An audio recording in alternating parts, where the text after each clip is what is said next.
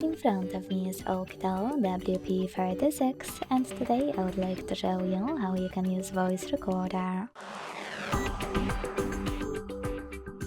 Begin by opening Recorder app and tapping on Allow in all available pop-ups if you never used it before.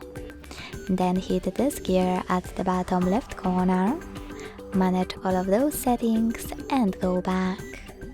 To start recording, use this red button at the bottom.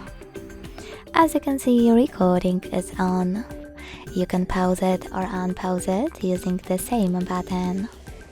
To get rid of your recording right away, tap on this bin on the left, select discard and wait. To end it and save it though, click on the square on the right. Then name your recording and tap on Save in the pop-up. To access a list of all your recordings, click on those three lines at the bottom right corner and click on one of your recordings.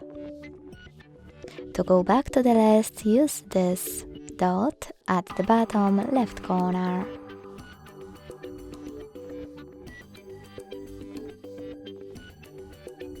If you wish to delete one of your recordings, you need to hold it, select Delete and confirm your choice in the pop-up.